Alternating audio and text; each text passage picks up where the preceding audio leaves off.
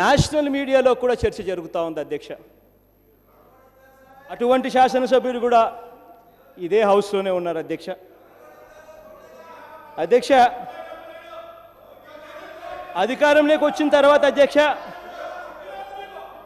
ఆశా వర్కర్లు ఉద్యోగాలను ఊడగొట్టారు, అంగన్వాడీలపై ఉక్కుపాదం మోపారు, పెంచిన జీతాలు ఇవ్వండి అని అడగటమే నేరమంటూ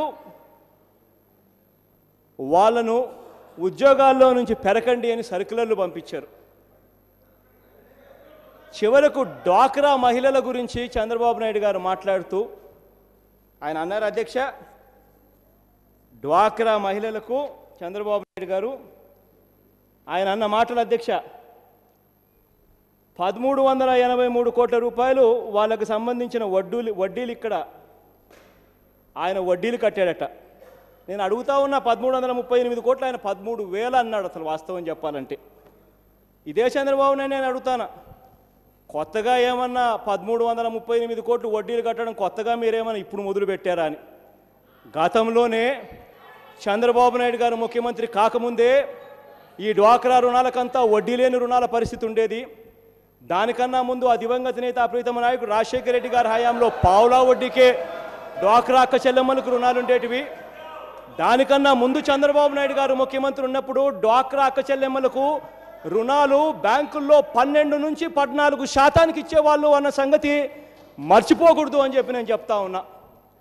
చంద్రబాబు నాయుడు గారి హయాంలో డ్వాక్రా అక్క చెల్లెమ్మలకు 12 నుంచి 14% వడ్డీలు ఇస్తూ ఉంటే ఆ దివంగత నేత ప్రీతమ నాయకుడు రాజశేఖర రెడ్డి గారు ముఖ్యమంత్రి అయిన తర్వాత దాన్ని పావులా వడ్డీకే తెచ్చిన వ్యక్తి ఆ దివంగత నేత ప్రీతమ నాయకుడు రాజశేఖర రెడ్డి గారు.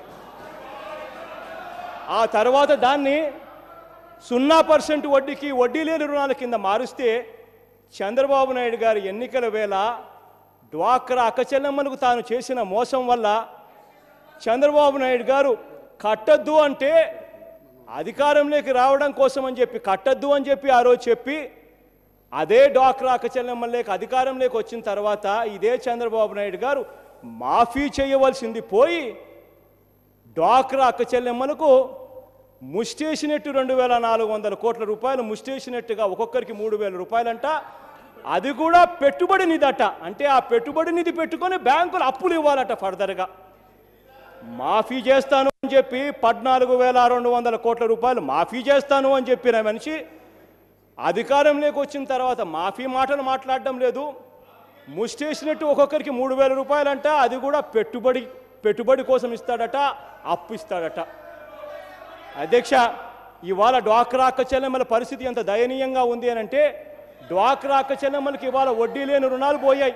కారణం ఏంటంటే వడ్డీ లేని రుణాలు ప్రాంప్ట్గా కడితేనే, టయానికి కడితేనే వడ్డీ లేని రుణాలు వచ్చే పరిస్థితి. ఆ వడ్డీ లేని రుణాలు కట్టని పాపానికి ఆ అక్క చెల్లెమ్మలకి ఇవాళ వడ్డీ లేని రుణాలు పోయి ఇవాళ ₹2 వడ్డీలు బ్యాంకులు వసూలు చేస్తూ ఉన్నాయి. ఇవాళ చంద్రబాబు నాయుడు గారి పుణ్యాన డ్వాక్రా అక్క చెల్లెమ్మల పరిస్థితి ఇది అధ్యక్ష. ఇది గవర్నమెంట్ సర్ప్ అధ్యక్ష. మీ సర్ప్ వెబ్సైట్ చూడండి చంద్రబాబు నాయుడు గారు, ఇది మీ సర్ప్ వెబ్సైట్.